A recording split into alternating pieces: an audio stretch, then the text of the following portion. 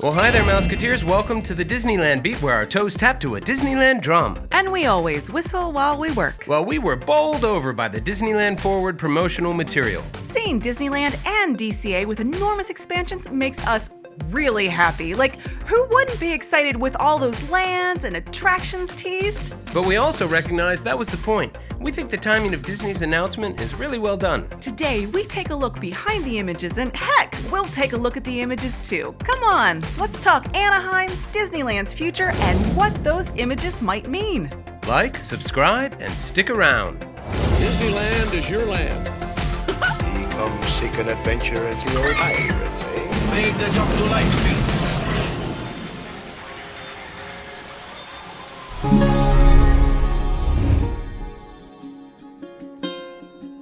Disneyland has about 500 acres of property. Sure, it's 51 times smaller than Walt Disney World, but the park only takes up a portion of that land. Within that 500 acres, some of it is zoned for parking, others for roads, support structures, and of course the parks. From the beginning, Walt Disney felt he did not have the control of his own land that he wanted. And there's been tension at times between Anaheim and Disneyland over the years. Now, this was something that Walt made sure did not happen for his Orlando park with the Reedy Creek Improvement District. Disneyland has presented ideas to the public before that did not end up getting made. Recently, a 5-diamond luxury hotel that was supposed to get attached to downtown Disney was canceled and not built. We do think that Disney has been working on the problem of how to increase profits at Disneyland for the long term. And a few things have fallen into their lap with the pandemic and the shutdown. Annual passes, for one. Despite being the crown jewel of Disney parks, Disneyland gets a reputation of being a locals park, and it kinda is at that. How can it not be with such a large population so close? And as we learned recently, they ended up selling so many annual passes, initially a great way to increase revenue for the park, that in the long run, they actually ended up limiting how many tickets they could sell. And it's hard to argue that Disneyland really needed to address the crowds. Disneyland at capacity, it's just too crowded, and people were definitely noticing. So with the reset, Disney is able to introduce a reservation system, and with it, a built-in crowd control method. And of course, the proposed expansions would create more park space. Now, with annual passes canceled, Disney will seek to strike a balance in ticket products, creating a place for locals while still being able to be a destination resort for the world. Now, when it comes to the stalemate between Anaheim and Disney, we kind of think both parties are to blame. On one hand, as Disney is clearly trying to show you and me, Mouseketeers, expansions bring jobs and business to Anaheim. But Disney has and will probably continue to ask for some pretty wild tax breaks that are kind of hard to explain to the layperson why they need that. And they'll also be asking for reasonable rezoning requests along with that. And Disney's timing is incredible. With the pandemic wreaking havoc on the Anaheim economy, there is great sympathy for Disney's side. We definitely want them to reopen. There's great public support for cast members getting their jobs back, along with everybody else who's connected to the park's business. And they also know that the country is getting vaccinated, and it was kind of unexpected that they were able to open again on the date they did. And I think it's fair to say that because they added extra days to Touch of Disney when they saw that the demand for tickets were so high and the website crashed and everything, only to find out a few days later that they might be able to open in April. We also think Disney had just shown the world what kind of a buzz that they could create with Galaxy's Edge right before the pandemic. So they released this amazing concept package to try and convince Anaheim officials to be receptive and to gain mass public support for the possibility of a huge expansion. It has absolutely gorgeous concept art and an expansion that TC gave his initial reaction to a couple days ago, by the way. But as you can see, it is evocative, beautiful, and detailed, while simultaneously being vague and undefined. We have had a great time poring over it and trying to guess what everything is. But that might not be the point. Getting the idea of an expansion in our heads is. Now, for a lot of Disneyland fans, we know every time a new ride comes, that generally means that an old ride has to go away or get refurbished or something's going to get changed. And with this gives us the idea that Disney could add attractions without having to change the nostalgic ones that we love. Not that that's exactly what would happen. And Disney has teased a lot of lands and attractions that are currently planned for or currently exist at other parks. Ones that we wish we had here. We think it's very carefully selected. They teased a Frozen Land that's currently coming to Paris, Tokyo, and Hong Kong. And a Neverland coming to Tokyo Disney Sea, a Tangled Land, which is also a mini land at Tokyo Disney Sea, Zootopia, which is coming to Shanghai Disneyland, as well as the Tron Coaster and Toy Story Land. All wonderful lands with exciting attractions that would be so welcome here, and we get really excited just thinking about it all. And the concept art is really lovely, but it might not be these exact lands. I mean, it could be, but it could also just be any land. On an attraction side, I do hope that if Disney was to do an expansion of this size, they would include a lot of original and unique attractions for Disneyland and not simply import them all from other parks. Probably a mixture of that is the most practical approach. Looking closely at the concept art, there are lots of huge show buildings and what look to be pastoral organic areas with several water features, lagoons, and rivers throughout, with more urban-looking areas as well. It's a very attractive rendering. I thought the lower area looked like it could be Arendelle, but Damien from D3 thought it looked Moana-inspired, and that does seem to be a better fit. Damien also suggested that Autopia could move over to this area. You can see Autopia kind of like tracks in the drawing up in the North Disneyland part, which would make room for Tron over in Tomorrowland. And of course, there are other odd things too in the rendering. There's some things we hope still might be there, like the Zootopia area that we thought was a Zootopia area. It looks like an esplanade or a plaza that divides the expansions, yet they each attach to their respective parks. So is this an additional entrance? But the fact likely is, who really knows? This is not a binding document, but rather, just as Disney says in the title, imagining the possibilities.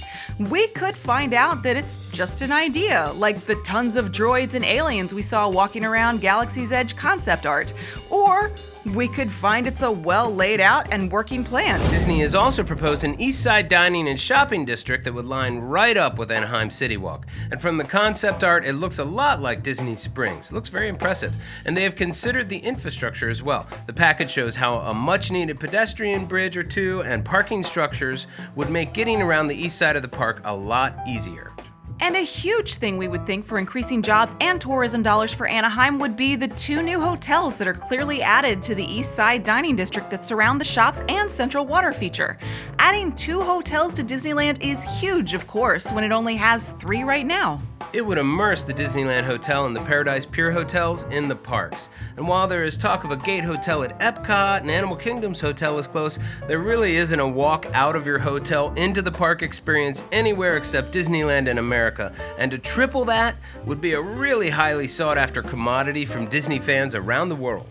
Disney would be able to completely reset the price points for the hotels, with the ones added to the East Side Edition being more affordable at hundreds of dollars, while those enveloped within the new expansion would certainly go up in cost. But it would also increase the value of all of the hotels and businesses on Harbor Boulevard, which they would now be in the middle of the Disneyland Resort, not just to the side. Expansions of this size would easily increase the capacity of Disneyland to over 100,000 people a day and DCA to close to where its sister park is now, so that would allow Disneyland to increase crowds while still being able to process them, which we think is a great thing. So how much of this idea that Disney will deliver on and when, it's really hard to say. Since the pandemic started, Disney has slowed a lot of their construction projects. I mean, the Tron coaster at Walt Disney World is a great example. It was announced 5 years ago, still not open, seems to be just kind of crawling. They just got the canopy done.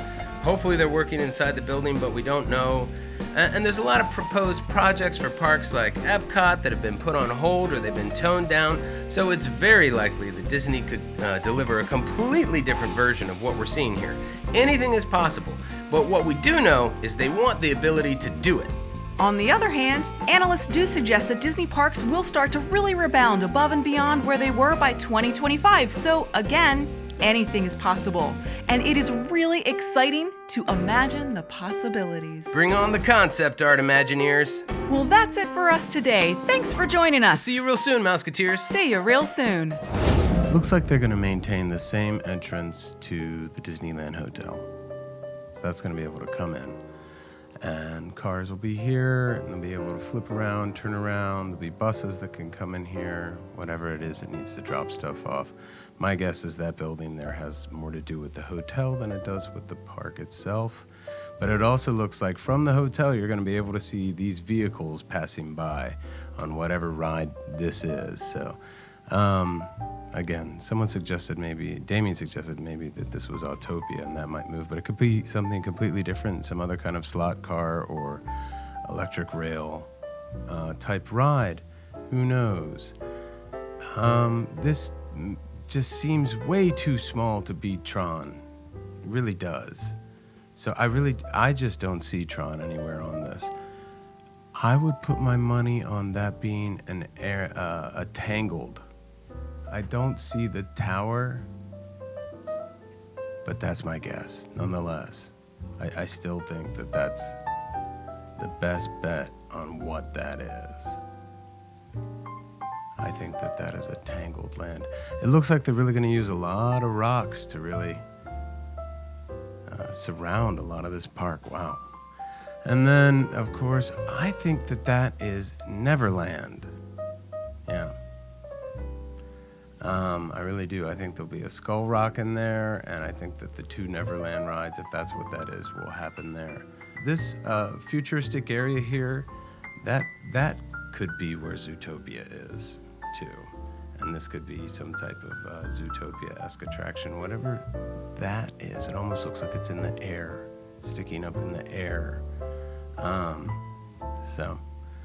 And then this side of that could possibly be Zootopia. Another large attraction building, I believe, there.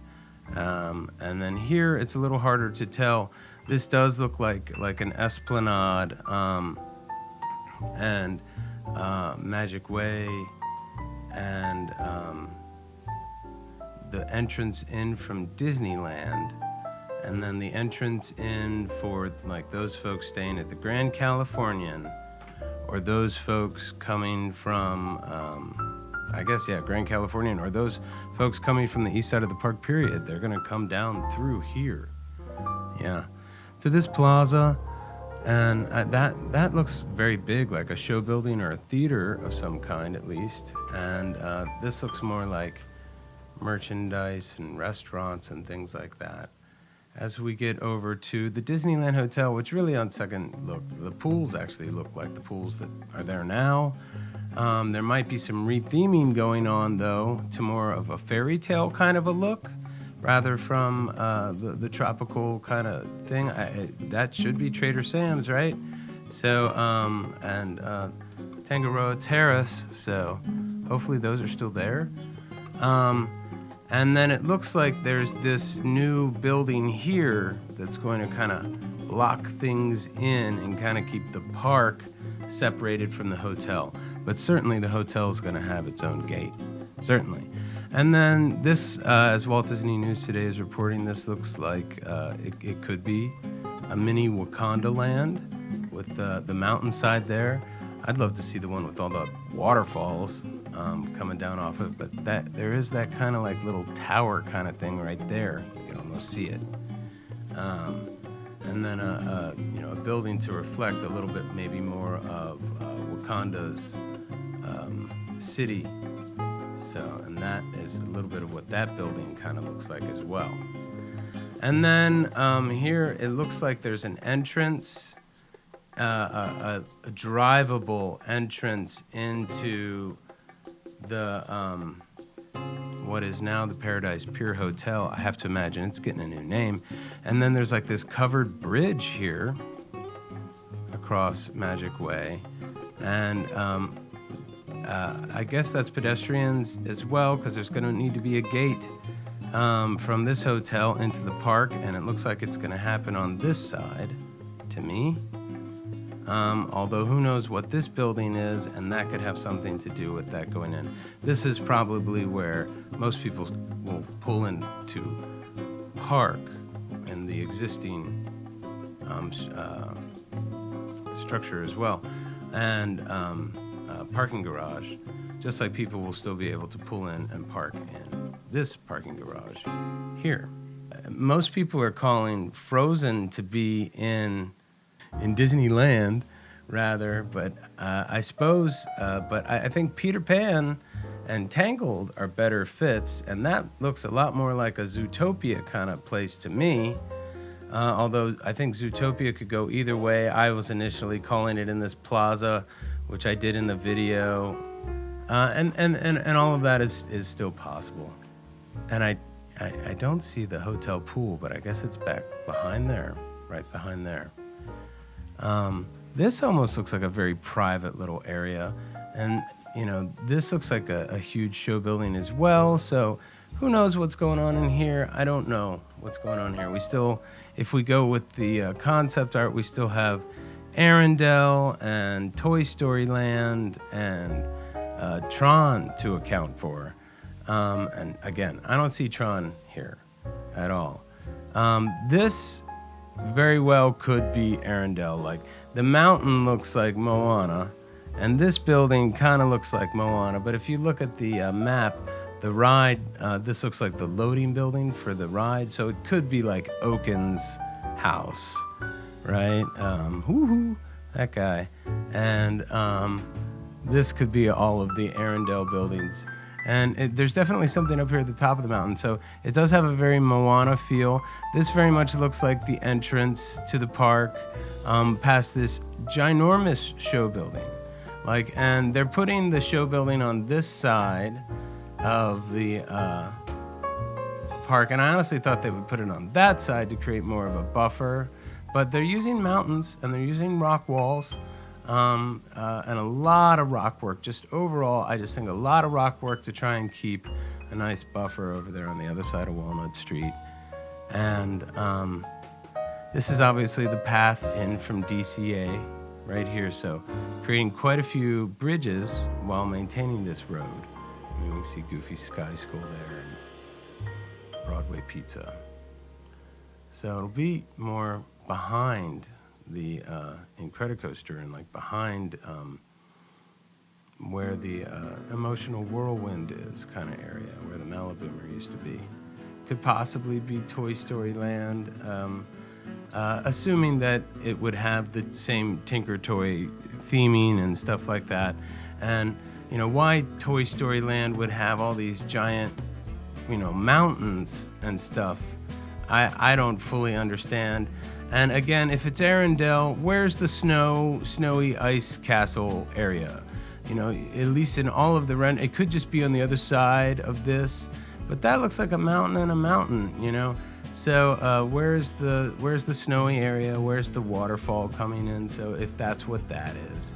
So there's certainly a lot of mystery. Some of these other areas, I think personally, are maybe a little bit easier to peg. Exactly what they are, but it's still pretty amorphous stuff. But it's sure fun to dream.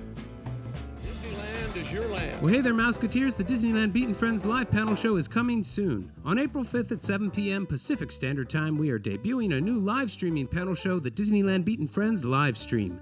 Each episode, we will talk about current Disneyland and Disney headlines. We will play a game with you, our viewers, and we'll have a special show segment that we have prepared, like Attraction Reaction, or This Day in Disneyland History, or Help Me Obi-Wan Kenobi, You're My Only Hope, with lots more to come, but you're going to have to tune in to see them all. I'm TC from the Disneyland Beat, who's also a theater and event designer, and I'm going to be joined by Disney YouTuber Damien Houston from the Damien Does Disney D3 channel, as well as Don Morin, who is a voice actor and the director of the Pacific Northwest Mouse Meet, the best and largest fan gathering this side of D23. This show will focus on you, the guest. We can't wait to meet and chat with you, the Disneyland Resort, and its history and the people who make it work. Disneyland is our favorite Disney park, and we have lots of park insight to share and fun times to have. So be sure to join us Monday, April 5th at 7 p.m. Pacific Standard Time for the Disneyland Beat Friends live stream.